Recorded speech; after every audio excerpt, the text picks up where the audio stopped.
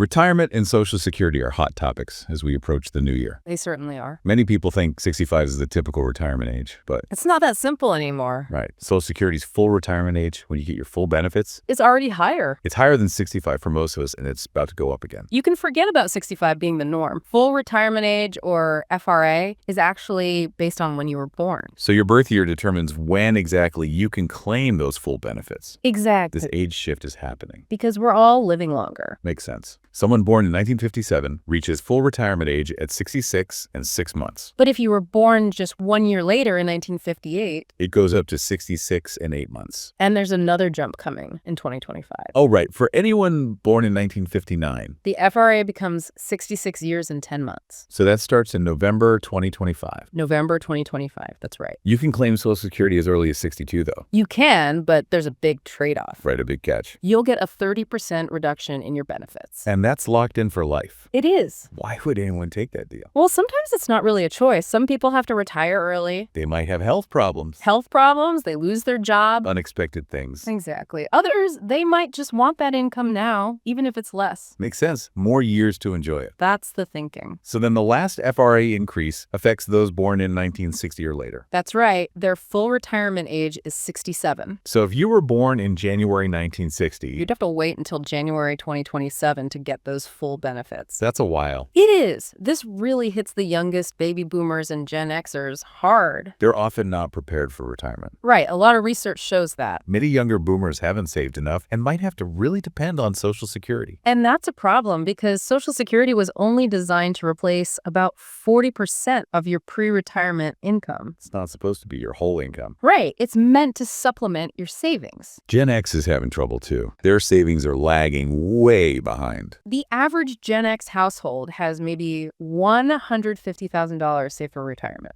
But many experts say they'll need closer to $1.5 million for a comfortable retirement. Huge difference. Huge difference. And get this, about 40% of Gen Xers, Haven't saved anything not a single penny. for retirement. That's pretty scary. It is a wake-up call for sure. So is it always better to wait until 70 to claim Social Security? Well, it depends. Waiting until 70 does boost your benefits by about 25% compared to claiming at your full retirement age. But not many people wait that long. You're right, only about 4% actually delay until 70. So there's no one right answer. There's not. You have to consider your health, how long you think you'll live, your financial situation, All the pieces of the puzzle. and decide what makes the most sense for you. Right. It's about finding the right balance for your individual needs. It's a lot to think about. Planning for retirement is complicated.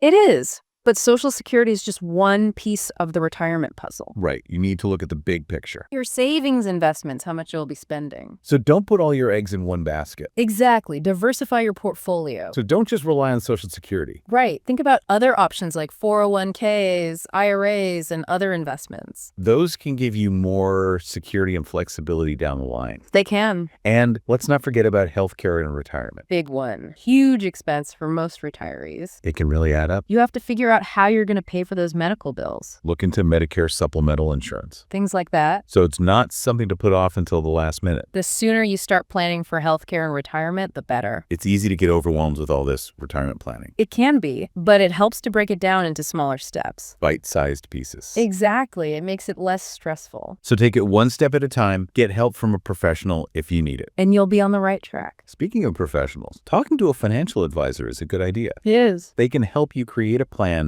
that fits your specific situation. They've got the expertise, and they can guide you in the right direction. So it all comes down to personal responsibility. You have to take charge of your own retirement. Retirement's a big change, a new chapter. And being prepared and well-informed will make that transition smoother. We've covered a lot today, but there's always more to learn about retirement planning. That's true. Even as you get closer to retirement, it's important to stay engaged. Keep learning, keep adapting. Retirement's a journey, not just a destination. It's about making that journey financially stable and personally fulfilling.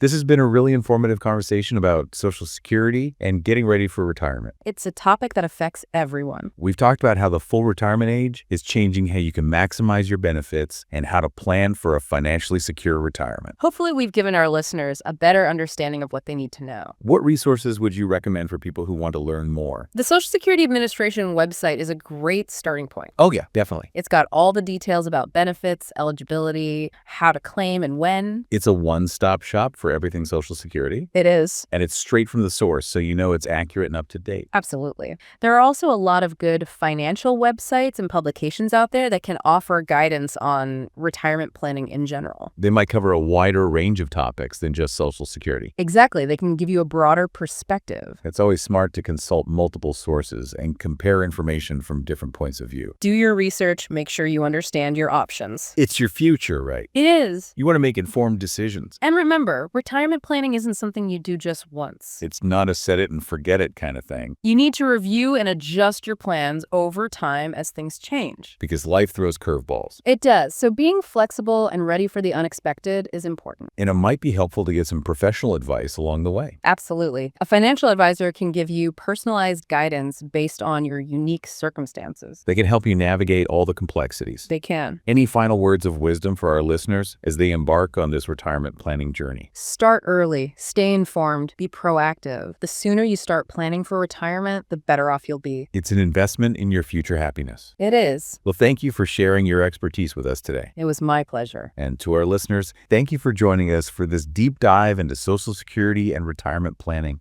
We hope you found it valuable. We hope it's giving you some food for thought as you plan for your future.